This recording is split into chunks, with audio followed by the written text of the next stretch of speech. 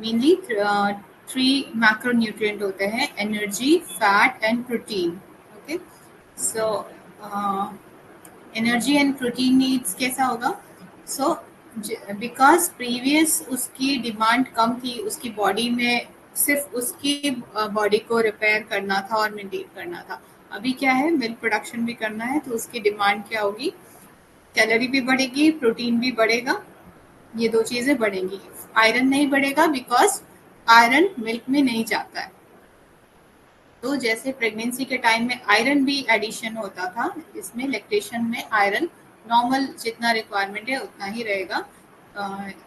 Because अगर mother बहुत ज़्यादा अनेमिक नहीं है, एनीमिक के केस में बस एडिशन होता है, अदरवाइज लैक्टेशन के लिए एडिशन नहीं लगता है ऑफ आयरन, बट प्रोटीन काफ़ी ज़्यादा लगता है एंड एनर्जी भी ज़्यादा लगती है.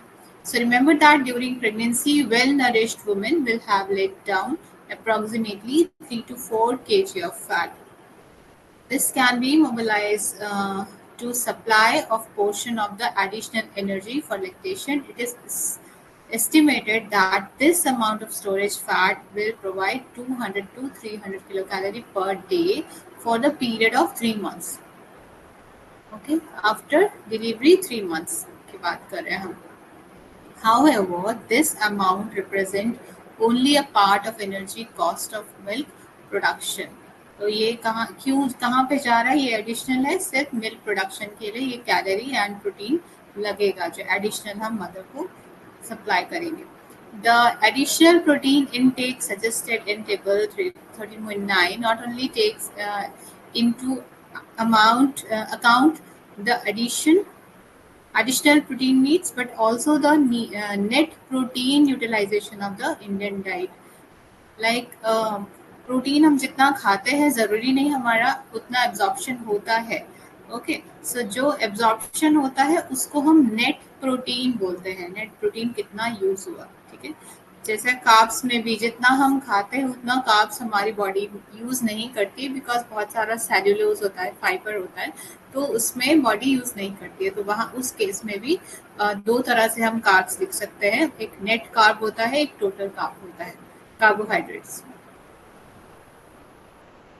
सो कहीं कहीं आप अगर देख रहे हैं कि कहीं नेट कार्ब लिखा है, दैट मीन्स वो उतना ही है जो बॉडी यूज करेगी. लेकिन हम जब कैलकुलेशन करते हैं मोस्टली इंडिया में, तो हम टोटल कार्ब को कैलकुलेट करते हैं, फाइबर को अलग से नहीं करते. सो माइक्रोन्यूट्रिएंट्स कौन से हो गए? बाकी दो जो बचे 5 न्यूट्रिएंट्स में से, that is vitamins and minerals. Okay, so vitamin and minerals deficiency can have profound influence on the composition of milk. Calcium is the nutrient of special concern. तो माइक्रोन्यूट्रिएंट में कौन सा बढ़ाना है न्यूट्रिशन में? तो दैट इज कैल्शियम, क्योंकि milk से कैल्शियम बॉडी से बहुत जा रहा है. ठीक है, मिल्क में मेनली क्या कॉम्पोजिशन है? विटामिन ए है, कैल्शियम है, प्रोटीन है, फैट है. Okay, so ये composition है. Since there are some reports in the literature that if the mother's diet is not adequate, it will be mobilized from her bones. Yes, it is true. अगर body में नहीं बन है store ज़्यादा calcium, additional नहीं दे रहे mother को, तो फिर क्या होगा? मदर की बोन में से कैल्शियम डिप्लीट होने लगेगा. तो this is specially of concern in case of prolong lactation. अगर बहुत लंबे टाइम से मदर फीड करा रही है बच्चे को, कई बार होता है कि नेक्स्ट प्रेगनेंसी आ जाती है, कई बार ऐसा होता है, कभी बच्चे 3 साल 4 साल भी फीडिंग करते हैं, तो उस केस में मदर का कैल्शियम काफ़ी डिप्लीट होता है. Hence the RDI of calcium is high for lactating mothers. So, जो मिल्क का कंपोजिशन है वो चीज़ें मदर की डाइट में एडिशन होंगी. So the requirement for other nutrients are all increased, reflecting the need of milk production and the need to replenish mother store. ताकि जो स्टोर है वो भी अच्छे से रहे, बॉडी में जो स्टोर चाहिए कैल्शियम का, प्रोटीन का, ये स्टोर बना रहे. इसके लिए डाइट में कंप्लीट जो न्यूट्रिशन है वो फुलफिल होना चाहिए. So look Folate needs that increased above non-pregnant levels but are not as high as during pregnancy. Iron needs are not increased during lactation because little iron is lost in milk. बहुत negligible milk को हम negligible मानते हैं iron के लिए.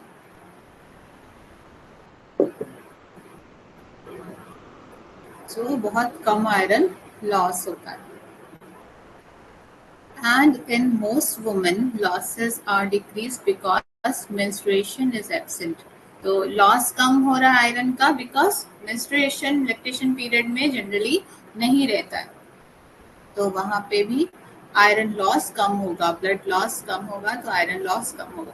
However, if the mother iron status is poor, supplements of 30 mg of elemental iron per day may be recommended for first 2 to 3 months of lactation to replete iron stored.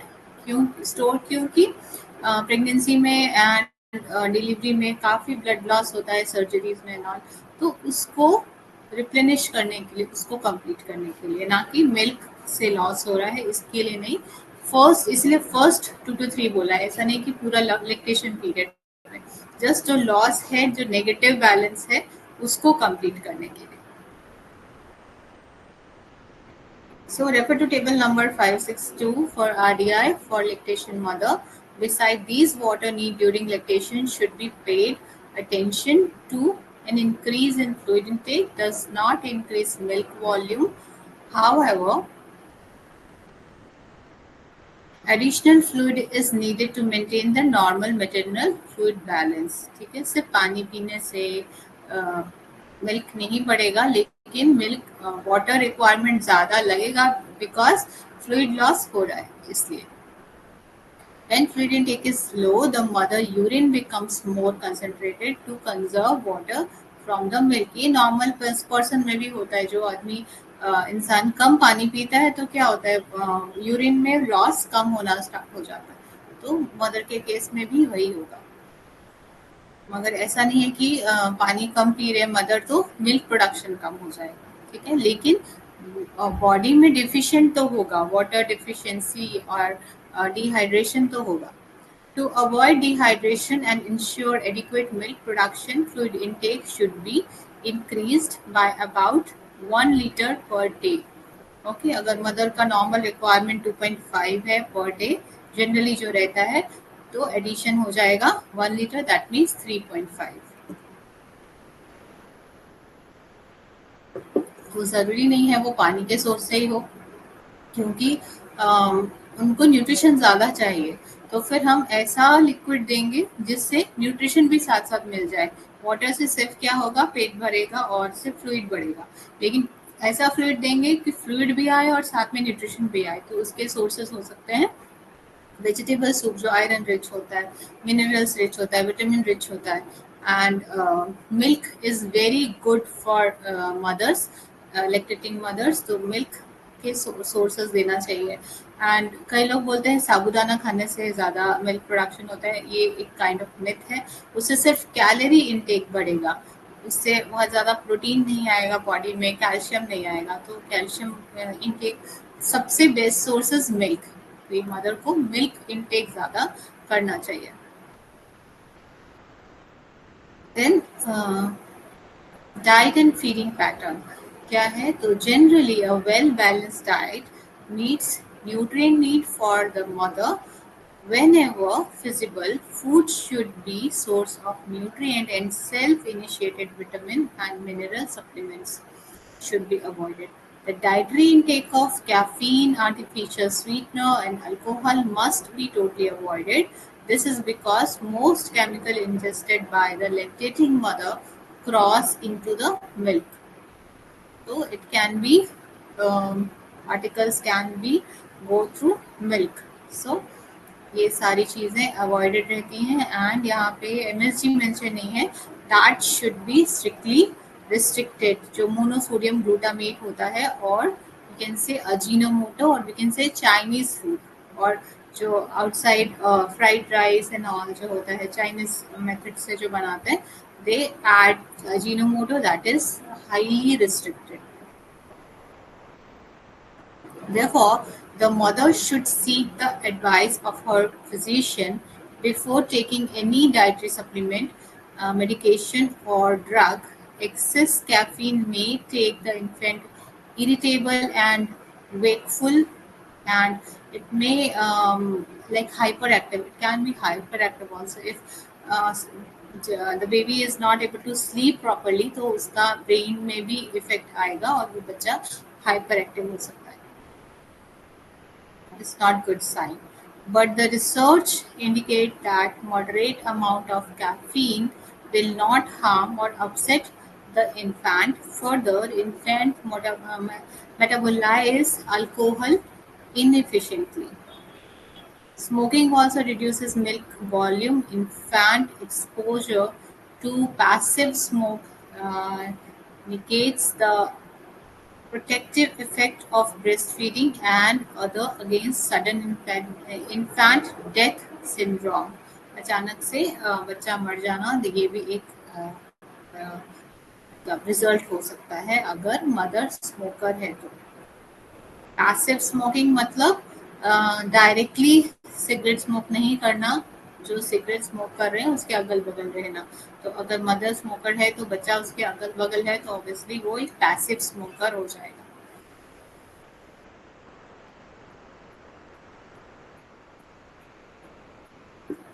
जो खुद cigarette smoke करते हैं that उनको बोलते हैं active smoker. So food with a strong flavor may alter the flavor of milk. A few infants may be sensitive to particular food like cow's milk protein. Hence, when the mother diet includes such food, the infant may experience discomfort in general. The mother can eat whatever she likes. However, if she suspects that particular food is causing the infant discomfort, she should consult the physician.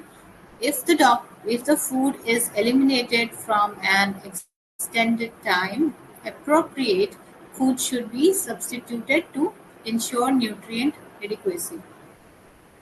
Okay, so during the period of nursing or breastfeeding, the breastfeeding का दूसरा नाम है nursing. One can notice that a mother need to consume 1.5 times her normal food intake.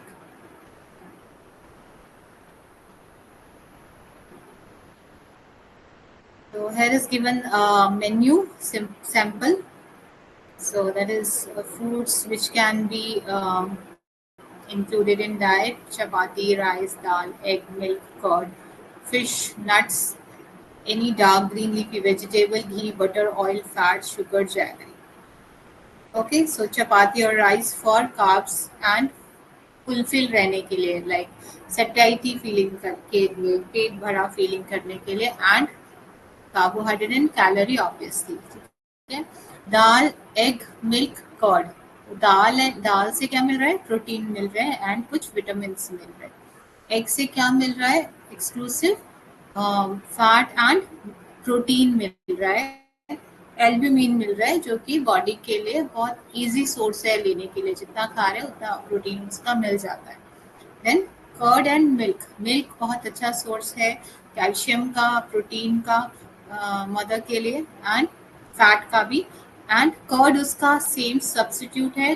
जिनको milk digest नहीं होता ज़्यादा consume करने में या थोड़ा कंज्यूम करने के लिए, they can have in form of curd. Okay, इसका एक और सब्स्टिट्यूट हो सकता है पनीर और chhena. Okay, next is fish. Fish is very good for mothers. इसमें ओमेगा फैटी एसिड्स आते हैं एंड प्रोटीन आता है. Then nuts are very good for mothers. बच्चे का मेंटल ग्रोथ के होता है उसमें. एंड फैट एंड प्रोटीन्स यहाँ से जाएगा.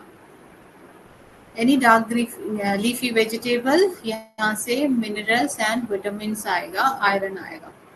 देन घी, बटर, ऑयल, फैट. भी ज़रूरी है. बच्चे को भी फैट चाहिए होता है. ग्रो करने के लिए, एंड बॉडी फैट उनमें बच्चों में ज़्यादा होता है to protect their organ. Comparatively बड़े लोगों में बच्चे का रेशियो जो होता है फैट का वो ज़्यादा होता है। उनका देखेंगे आप गाल फूले फूले होते हैं, बड़े होने पे वो कम हो जाते हैं। तो कंपैरेटिवली बच्चे के बॉडी में फैट का कंपोजिशन ज़्यादा होता है। तो वो कैसे बनेगा? ब्रेस्ट मिल्क में अगर मदर फैट अच्छा फैट ले रही है। तो अच्छा फैट क्या हो सकता है? घी हो सकता है, होममेड बटर हो सकता है, एंड कोल्ड प्रेस ऑयल हो सकता है, कोकोनट ऑयल हो सकता है, एंड पीनट ऑयल हो सकता है, मस्टर्ड ऑयल सरसों का तेल वो हो सकता है। तो ये चीज़ें इंक्लूड करनी चाहिए। Next, sugar and jaggery. Sugar I don't recommend to mothers. इसकी जगह में जैगरी ले सकते हैं। शुगर हम कर सकते हैं अगर किसी कोई मदर बहुत ज़्यादा नहीं खा पा रही है राइस रोटी, एंड बहुत लीन एंड थिन है, वो कंप्लीट उनकी कैलोरी नहीं हो पा रही है किसी भी तरह से, उस केस में शुगर डाला जा सकता है।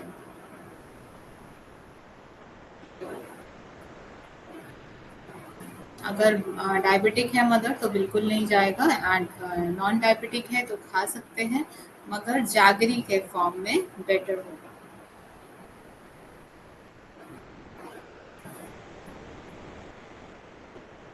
So we are familiar with the. So here are some written amount. So chapati one. So it should be one serving. Here should be mentioned at one meal. ऐसा mention होना चाहिए. Mention नहीं है. तो rice है 1 cup, dal 1 cup, egg 1 in like 1 egg can't complete protein. यहाँ पे थोड़ा पर मील है, ये हम एक मील को मान सकते हैं कि एक मील इससे कंप्लीट होगा।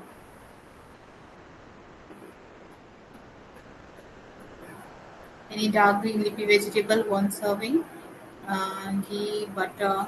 This is 4 to 5 teaspoon. तो 4 to 5 teaspoon यानी कि अगर 4 मान के चलें तो 4 5 20, तो 20 ml हो रहा है। तो मदर को, लेकिन लैक्टेटिंग मदर को ज़्यादा चाहिए, तो दैट इज 30 to 35 ml होना चाहिए।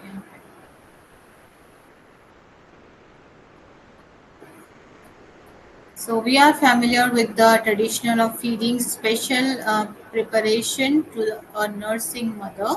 Many communities give a nursing mother kheer or laddu made from dry fruit, methi, lobia, leafy vegetable soup, etc. All these food provide energy, protein, mineral and vitamins that the mother needs. तो यहाँ पे हमारा लिखा है खीर। Okay, तो खीर में क्या आ रहा है? राइस आ रहा है, that is also good. Milk आ रहा है, that is rich in protein, and jaggery आ रहा है जिस जो कि आयरन एंड कैलोरी भी बढ़ा रहा है, राइट। एंड उसके साथ में नट्स एडेड हैं, तो वो एक कंप्लीट फूड हम कह सकते हैं मिल रहा है वहां से। नेक्स्ट आ गया laddu. Dry fruit laddu are very good source of so many nutrient, तो मल्टी न्यूट्रिएंट हम कह सकते हैं। फैट भी आ रहा है, एंड मिनरल्स, कार्ब्स, बहुत चीज़ें आ रही है, प्रोटीन आ रहा है। Then methi. Methi is very good for, like it is a soluble fibre. तो ये जो डाइजेशन है, जो इंसुलिन रेजिस्टेंस है, इसको नॉर्मलाइज करती है। तो ये जो फ्लक्चुएशन है, मदर खा रही, एक बार खा रही है, फीड करा रही है, फिर अचानक से क्या होता है? फॉल होता है शुगर। तो ये चीज़ों को प्रोटेक्ट करेगा मेथी लड्डू। लोबिया is very good for protein. जो लोबिया के सीड्स होते हैं, बीन्स होती हैं, बहुत अच्छा सोर्स है प्रोटीन के लिए। लीफी वेजिटेबल्स बहुत अच्छा सोर्स है विटामिन एंड मिनरल्स के लिए। These are very good options जो ट्रेडिशनली फैमिलीज में दिया जाता है। लेकिन कई बार लड्डूज ऐसे भी होते हैं जो सिर्फ आटे के होते हैं, उसमें घी बहुत ज़्यादा लोग ऐड करते हैं, ड्राई फ्रूट कम होता है, घी और आटा, ये सब चीज़ें होती हैं। तो कई बार कैलोरी ज़्यादा हो जाती है, और आजकल की मदर्स जो हैं वो बहुत काम एक्टिव नहीं होती है, लाइक काम नहीं करते हैं, फिजिकल एक्टिव नहीं होती है, तो वो क्या कर लेती है? स्टोर कर लेती हैं बहुत सारा फैट उस टाइम में, क्योंकि बॉडी उस तरह से उस टाइम ट्रेंड होती है कि उसको फैट को स्टोर करना है, ताकि उसको उसको पता है कि उसको बच्चे को पालना है। तो हमारी नेचर ने ऐसे बनाया कि उस टाइम जो फैट स्टोरेज होता है बहुत फास्ट होता है।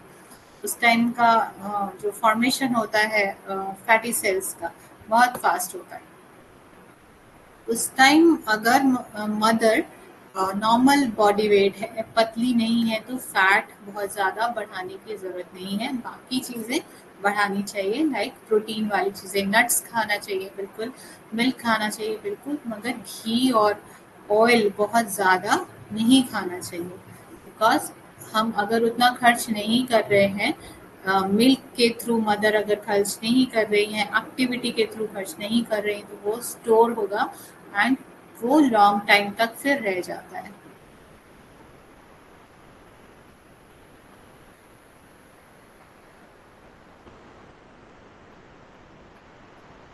बिकॉज एक बार जो एडिपोज टिश्यू बनते हैं वो खत्म नहीं होते, वो रहते ही हैं। वो बस जब आप पतले होते हैं वो श्रिंक होते हैं साइज में, वो कभी खत्म नहीं होते।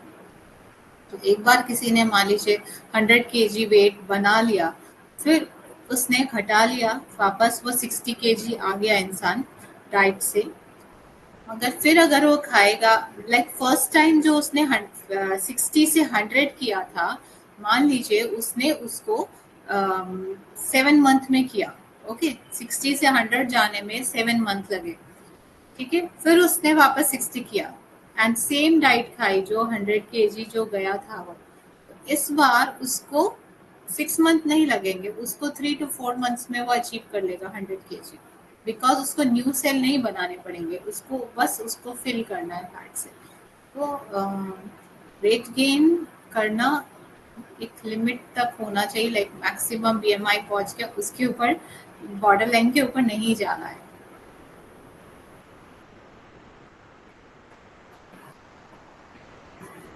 So it is not always necessary to prepare such food. We can meet the additional requirement for the mother by increasing some common food item in the normal diet which provide the same nutrient. तो ज़रूरी नहीं है कि हर कोई लड्डूज और खीर खाए, तो normal जो खाना होता है उससे भी कंप्लीट हो जाएगा।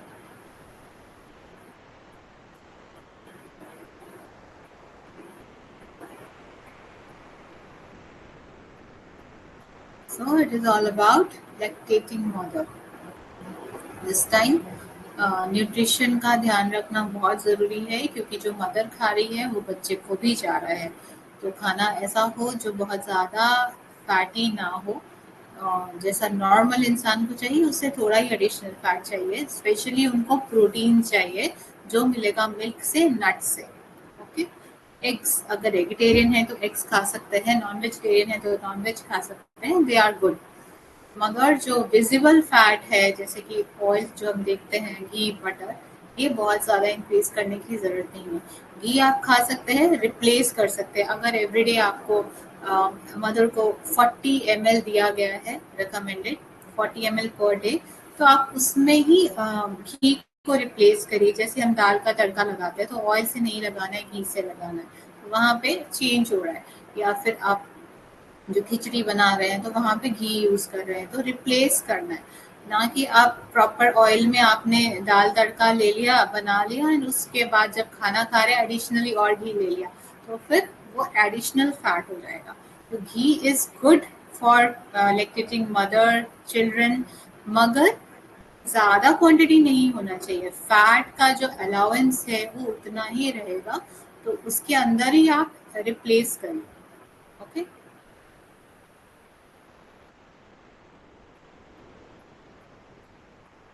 सो बट घी आजकल एडल्टरेटेड बहुत है, तो अगर घर में कोई बना रहा है तो दैट इज प्रेफरेबल। और वी विल, जो भी एडल्ट्रेशन होता है जनरली एक्सपेंसिव चीज़ों में ज़्यादा होता है।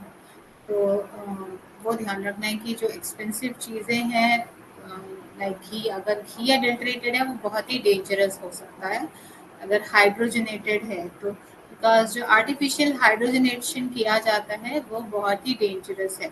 जो घी है जो नेचर के थ्रू हाइड्रोजनेटेड है, that is not dangerous for body, लेकिन जो आर्टिफिशियली जो बनाया जाता है वेजिटेबल को हाइड्रोजनेटेड, जैसे डालडा हम बोलते थे पहले, डालडा एक ब्रांड आता था, अभी भी बहुत सारे ब्रांड निकालते हैं जमा हुआ जो फैट होता है, तो that is very dangerous for heart and arteries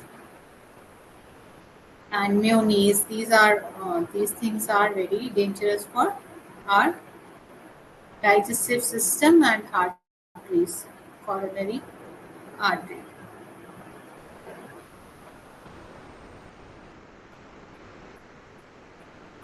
So composition changes with age. Wait. Now, okay, we have completed that lactating mother nutrition part. Then we can start old age में क्या changes होता है. ठीक है. जो nutrition हमने पढ़ा lactating mother, तो वो लैक्टेटिंग मदर को तो इफेक्ट करेगा ही उनके बॉडी कंपोजिशन को, प्लस बेबी को भी करेगा. प्रेगनेंसी में जो डाइट है वो का फॉर्मेशन कैसा है उसको भी करेगा, तो उसका फ्यूचर उस पर डिपेंड है, एक तरह से कह सकते हैं, क्योंकि उसका जो मेंटल ग्रोथ है, उसका फिजिकल ग्रोथ है, that all depends on mothers diet. जो जो लाइक एक्सपेक्टिंग मदर है, तो उस टाइम का डाइट सबसे ज़्यादा इम्पोर्टेंट होता है, और उस टाइम लोगों को ज़रूर डाइटिशियंस को कंसल्ट करना चाहिए या अपनी डाइट का ज़रूर से ध्यान रखना चाहिए. Okay. So from planning of pregnancy till feeding कराने तक, तब तक डाइट का प्रॉपर रिस्ट्रिक्शन एंड जितना अलाउंस है वो करना चाहिए. So any queries about this pregnancy and lactation nutrition? Then we will start next topic. 5 minutes, any query if you can ask.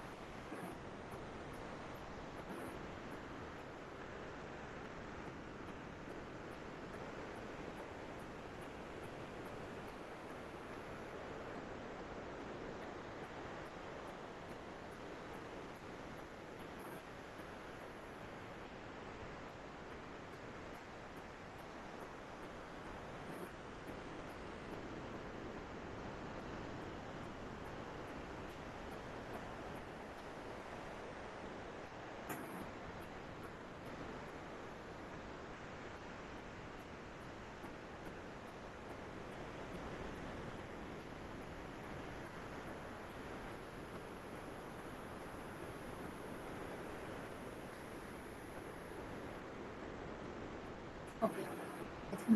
कोई डाउट नहीं है किसी को, so you can continue. Old age. So aging is continuous process. It starts at birth and continues throughout our life. This process through this hastened in layers of life. Here we will focus on the vital relationship between nutrition and aging. Discuss the current nutritional recommendation of healthy aging. One of the fundamental and unavoidable facts of life is that our body composition changes with age. जैसे जैसे as change होती है composition change होता है. जैसे हमने बड़ा बताया, इन्फेंट में बच्चे के बॉडी में फैट ज़्यादा होता है, राइट. वो वैसा नॉर्मल कंपोजिशन है, वो नॉर्मल में आता है. अगर हम अभी एज में ज़्यादा फैट खाएंगे, ऑब्वियसली बॉडी में कंपोजिशन वैसा होगा ही, बढ़ेगा ही. लेकिन नेचुरली जो बचपन में फैट कंपोजिशन बॉडी में ज़्यादा रहता है। एंड जो एज के साथ ओल्ड एज में क्या होता है, कैल्शियम डिप्लीशन ज़्यादा होता है, प्रोटीन बॉडी का कम हो जाता है। If changes from the way it looks to the way it functions extremely, the hair grays, skin wrinkles, eyes and ear also go through their own degeneration. तो आप compare करेंगे अगर अपनी 15 ईयर्स या फिर कह सकते हैं 20 ईयर्स पहले, लाइक एक एज आने के बाद बहुत डिफरेंस नहीं पता चलता है। एक स्टेबल एज जो एडल्ट होने के बाद 15 to 20 ईयर्स में आपको बहुत ज़्यादा डिफरेंस नहीं दिखेगा। लेकिन आप अगर टीन एज वाली फोटोज़ को और 30-40s की फ़ोटो को देखेंगे तो काफ़ी चेंजेस आते हैं, फेशियल चेंजेस होते हैं बिकॉज टीथ एक्स्ट्रा आते हैं, तो काफ़ी चेंजेस होते हैं और डीजेनरेशन होते हैं। जो टीन एज की जो स्किन होती है, टाइटनिंग होती है, जो ब्राइटनेस होती है, वो ओल्ड एज में नहीं होती है। So, internally, many physiological changes occur, and practically all tissue and organs decline in their functional efficiency over time. Time के साथ वो डिजेनरेट होंगे ही। आप न्यूट्रिशनली उसको स्लोअर कर सकते हैं, लेकिन ऐसा नहीं है कि आप बहुत अच्छी डाइट कर रहे हैं, बहुत एक्सरसाइज कर रहे हैं तो आप एकदम टीनेज लगेंगे, ऐसा नहीं हो सकता। एज इन माई लाइक अपना एग्जांपल अगर दूँ, आई एम 42, लेकिन जो टीनेज में जैसा दिखते थे एंड ग्रे हेयर्स होना ही है, वो ग्रे हेयर्स होंगे ही।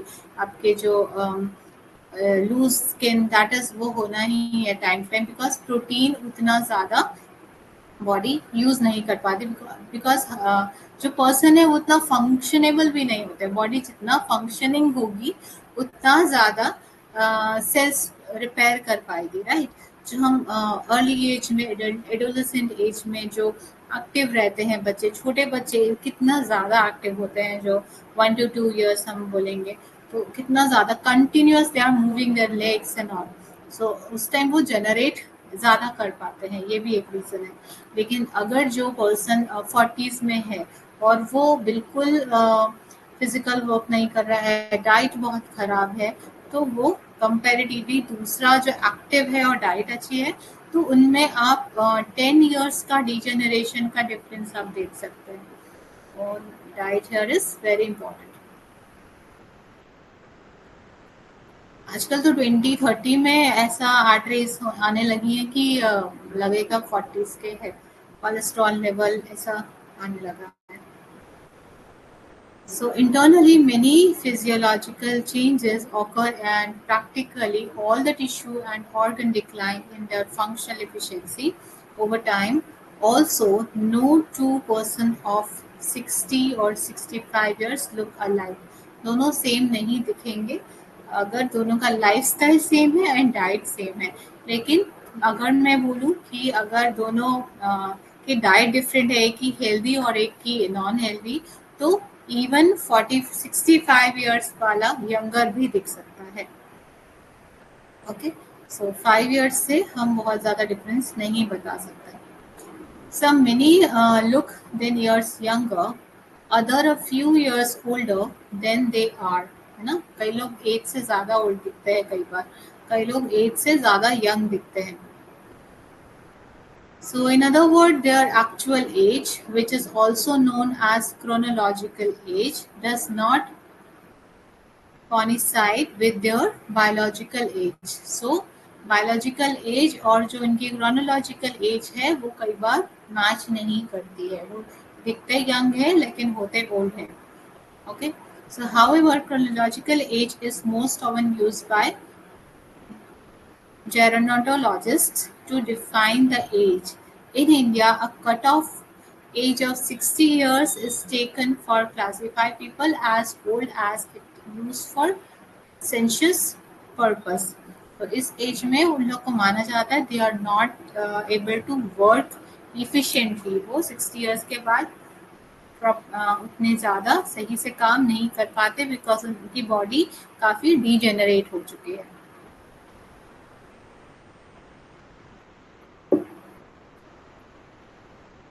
So many nation follows the cuts of age at 60 years, while many developed countries and United Nations take cutoff of age 65 years because they think their person are more active and more fit. तो उन्होंने 65 रखा है. India में भी कहीं कहीं कुछ कुछ लाइक सेंट्रल गवर्नमेंट में कहीं पे 62 होने की बात हो रही है अभी. तो this is continuing like. So in India, socio-economic development along with better health facilities and medical care, including primary health service, has raised the life expectancy. तो कितना आदमी जिंदा रहेगा वो डिपेंड करती है आपकी मेडिकल केयर कैसी. At present, the elderly constitutes 7.7% of total population, that is approximately 76 million, and are projected to reach about 150 million by year 2025.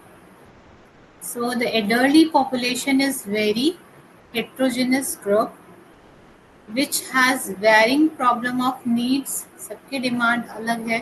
We can classify the elderly into two groups, the young old and old.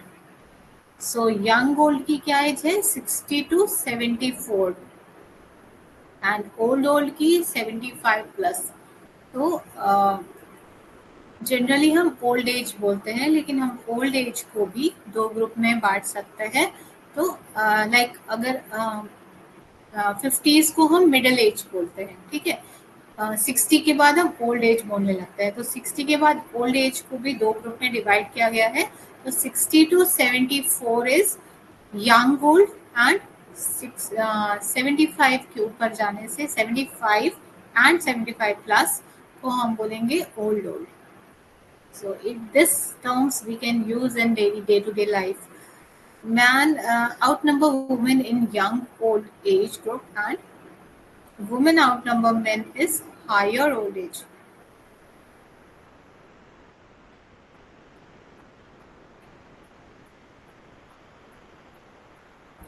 The Indian population projections reveal an impending burden of elderly care in the near future.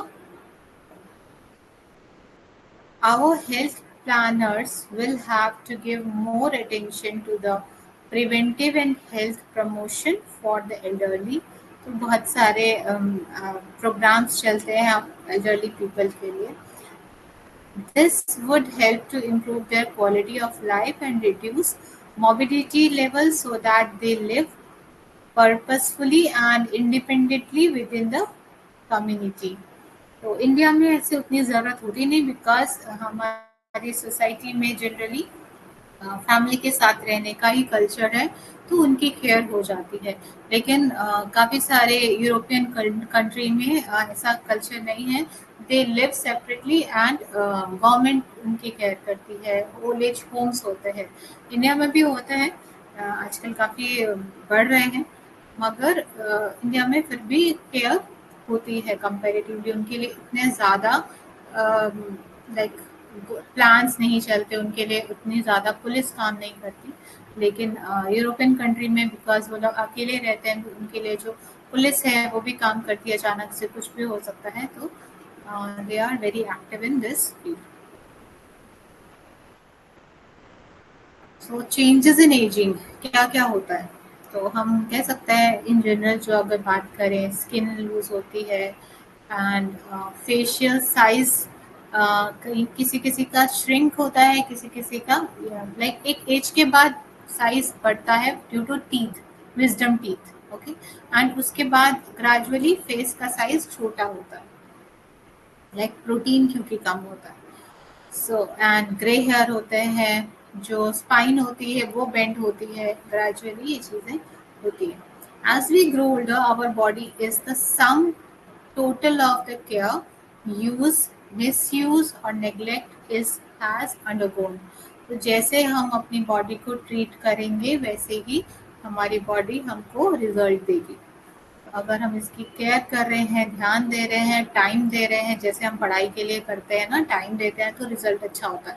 तो उसी तरह इसमें भी body को भी हम time दे रहे हैं, तो ऑब्वियसली वो डिजेनरेट जल्दी नहीं होगी और रिजल्ट अच्छा रहेगा। रिजल्ट मीन्स व्हाट, जो हमारा जो ब्लड रिपोर्ट्स होते हैं वो सब अच्छा रहेगा।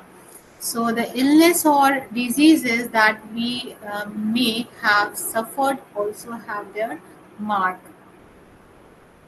If we had accidents, the cumulative effect of these on the body is also felt in old age.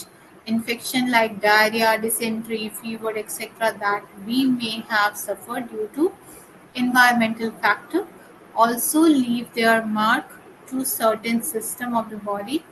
How well the need of the body was met by foods we ate throughout the years affects not only the aging process but also our resistance to disease. So bar bar infection होना, उसके बाद medicine use करना, antibiotics लेना, तो क्या होता है, हमारी जो इम्यूनिटी सिस्टम है वो सप्रेस होती है और इन्फेक्शन की फ्रीक्वेंसी बढ़ती है। एंड एजिंग के साथ जो हमारा फाइट करने का जो पहले इम्यूनिटी होता है यंग एज में, तो वो ग्रेजुअली कम हो जाता है ओल्ड एज में। But if person gives time to their body, उनके खाने को लेकर, उनके एक्सरसाइज को लेकर, उनके मेडिटेशन को लेकर, तो ऑब्वियसली रिजल्ट बेटर होगा। सो care your body because it is like exclusively your duty, कोई और नहीं करेगा आपके लिए। आपको अपने बॉडी का बिल्कुल ध्यान रखना है बिकॉज इट इज़ प्रीशियस, कुछ भी रिप्लेसमेंट नहीं है उसका, तो जो आप कर सकते हैं। सो कुछ क्वेरी है तो पूछिए, वी हैव 2 minutes।